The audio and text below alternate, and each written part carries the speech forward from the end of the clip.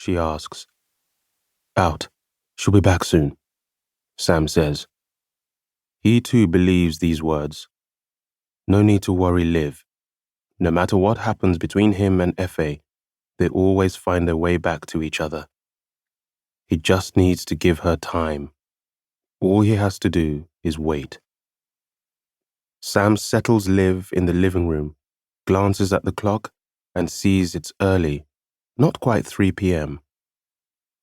Want some juice? He asks, and returns with juice and buttered crackers. In the quiet of the kitchen, he listens to the voicemail again. It was hard to make out at first because of the cars hurtling past in the background. Sam had listened to it 3 times, struggling to make sense of the words, before he'd finally understood that she'd gone. She'd told no one, only called her sister minutes before she'd boarded the plane, and her sister had called him. After the beep, there's a 3-second pause before Sewa realizes it's recording and speaks. Hey Sam, it's me, she says. Can you let Efe know I got her message? Her phone's going to voicemail, so if you're with her, just tell her it's fine.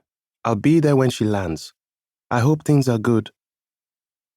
All afternoon, Sam makes phone calls.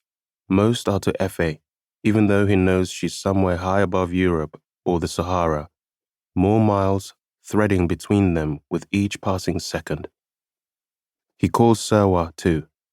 His movements are mechanical. He hangs up, waits a few minutes, and redials.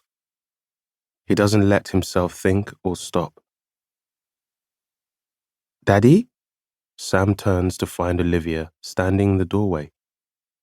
She looks at him warily, his brave and curious 4-year-old, and Sam's sure she can tell something is off.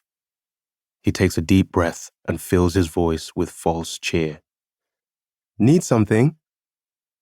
I'm hungry, Liv says, a half-second before her stomach rumbles. Oh. Sam's eyes move to the clock. Hours have passed.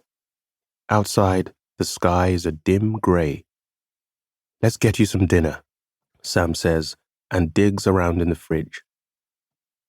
He finds rice but no stew, pulls out a bag of fish fingers and frozen peas iced to the back of the freezer, but can't find chips. In the end, he feeds Liv cheese on toast and nudges her back in the direction of the TV. Just before 10 p.m., the shrill sound of the buzzer pierces the flat. Sam lowers Liv into her bed, still dressed, teeth unbrushed, and races back into the hallway. Efe? He says into the intercom. Phoebe. Sam doesn't remember calling his sister, but is relieved to hear her voice over the static-filled line. He buzzes her in. A minute later, she's standing on the welcome mat, pulling him into a hug. The tan blazer and the faint scent of rum on her skin tell him she's come straight from a work event. I got your message, she says. Have you heard anything? Nothing. Sam steps to the side as she strides into the living room, dumps her blazer on the nearest armchair. But her plane landed, right?